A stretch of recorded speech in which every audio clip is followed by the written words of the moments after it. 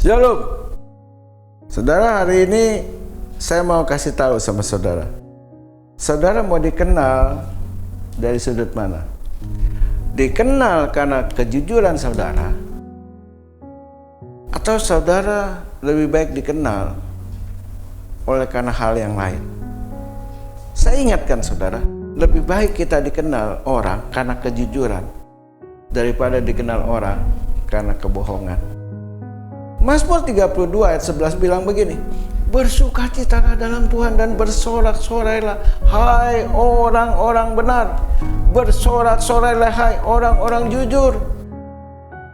Saudara, apapun situasi kondisinya, orang benar dan jujur akan tetap penuh sukacita dan sorak-sorai. Tidak ada ketakutan dan kekhawatiran, sebab hatinya lurus di hadapan Tuhan dan di hadapan manusia. Mazmur 37 ayat 37 bilang, perhatikanlah orang yang tulus dan lihatlah kepada orang yang jujur, sebab pada orang yang suka damai akan ada masa depan.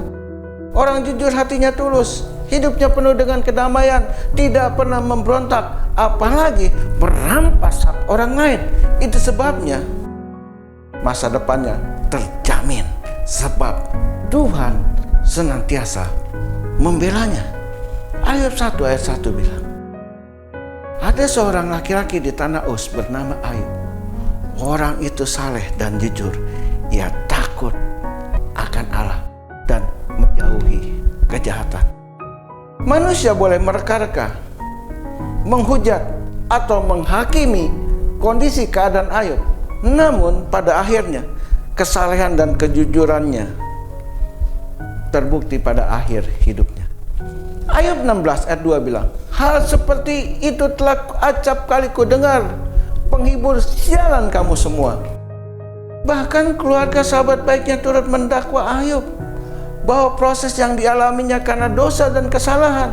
Sekalipun Ayub tidak pernah tersinggung karena tuduhan yang tidak benar, namun Ayub tidak pernah sakit hati. Ayub 16 ayat 4 bilang, aku pun dapat berbicara seperti kamu. Sekiranya kamu pada tempatku, aku akan mengubah kata-kata indah terhadap kamu dan menggeleng-gelengkan kepala atas kamu. Itu sebabnya jangan terlalu cepat memberi penilaian terhadap situasi, keadaan, dan kondisi orang lain. Sebab setiap perkataan yang salah bisa menjadi penghakiman yang diucapkan mungkin kelihatannya sepele, namun itu bisa berakibat fatal bagi masa depan Anda. Ayub 42 ayat 10 bilang begini, lalu Tuhan memulihkan keadaan Ayub setelah ia meminta doa untuk sahabat-sahabatnya, dan Tuhan memberikan kepada Ayub 2 kali lipat dari segala kepunyaannya dahulu. Jangan bertahan pada prinsip kebenaran diri sendiri. Pemulihan baru bisa terjadi jika ada rekonsiliasi. Sekalipun kesalahan bukan di pihak kita, lepaskan pengampunan dalam kasih yang tulus. Doakan siapapun juga orang yang pernah menyinggung, menghina, bahkan pernah menghujat kita. Maka Allah akan memulihkan segala keadaan kita jauh lebih baik daripada kondisi sebelumnya. Ayub 42 ayat 12 bilang, Tuhan memberkati Ayub dalam hidup yang selanjutnya lebih daripada dalam hidupnya yang dahulu. Ia mendapat 14.000 ekor kambing domba dan 6.000 unta, 1.000 pasang lembu dan 1.000 ekor keledai betina. Jangan bertanya pada Tuhan, mengapa dan kenapa segala jalan saya buntu. Lakukan saja seperti Ayub,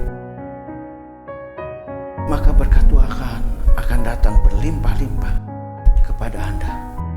Ayub 42 ayat 16 bilang, sesudah itu Ayub masih hidup 140 tahun lamanya. Ia melihat anak-anaknya dan cucu-cucunya sampai keturunan yang keempat.